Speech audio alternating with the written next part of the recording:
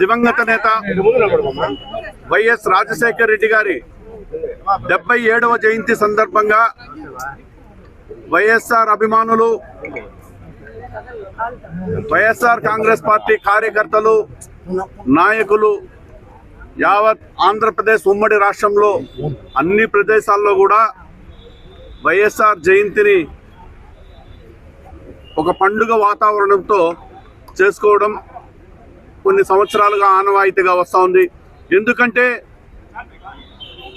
ఆయన మరణించినప్పటికీ ప్రజల గుండెల్లో చిరస్థాయిగా నిలబడిపోయినటువంటి దైవ సమానులైన కారణం ఏమంటే ఆయన నాయకత్వంలో ఈ ఆంధ్రప్రదేశ్లో రైతులు కావచ్చు, విద్యార్థులు కావచ్చు, మహిళలు కావచ్చు, అనేక విధాలుగా వాళ్ళని ఏ విధంగా కాపాడాలి అనే ఒక బృహత్తర నిర్ణయంతో ఆనాడు దేశంలో ఎక్కడ చేయని విధంగా ఉచిత కరెంటు అనేది రైతుల కోసం పెట్టిన వ్యక్తి వైఎస్ రాజశేఖర రెడ్డి గారు.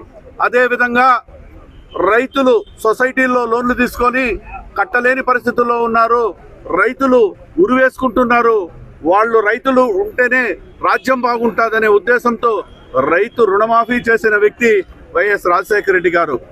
దాని తర్వాత పేద ప్రజలు చదువుదే ఉంటేనే వాళ్ళ జీవితాలు బాగుపడతాయనే ఉద్దేశంతో దేశంలోనే మొట్టమొదటిసారిగా ఉచిత విద్యుత్ ప్రవేశపెట్టి ఫీజు రీఎంబర్స్మెంట్ అని పెట్టి ఉన్నత చదువులు చదవడానికి అన్ని రకాల వసతులు కల్పించిన వ్యక్తి డాక్టర్ వైఎస్ రాజశేఖర రెడ్డి గారు.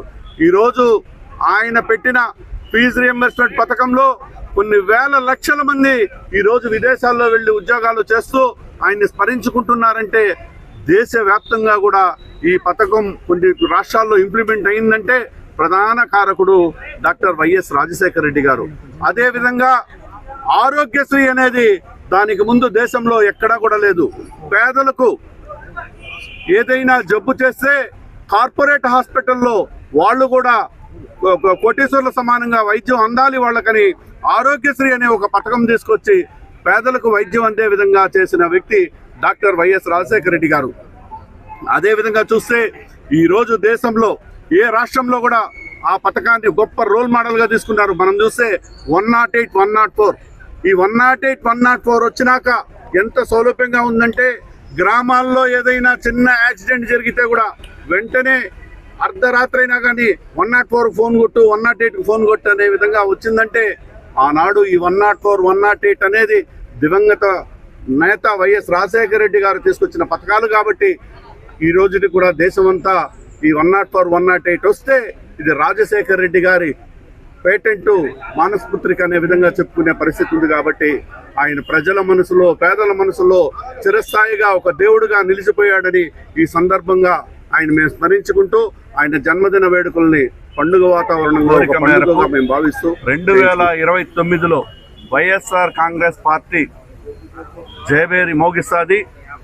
జగన్మోహన్ రెడ్డి గారు ముఖ్యమంత్రి అయిన మొదటి నెలలో చాలా పెద్ద కాంస్య విగ్రహం దివంగత నేత ఎన్టీ రామారావు గారి విగ్రహం పక్కనే వైఎస్ రాజశేఖర రెడ్డి గారి విగ్రహం కూడా ప్రతిష్ఠిస్తామని ఈ సభాముఖంగా మా నాయకులందరి సమక్షంలో తెలియజేయడం జరుగుతుంది.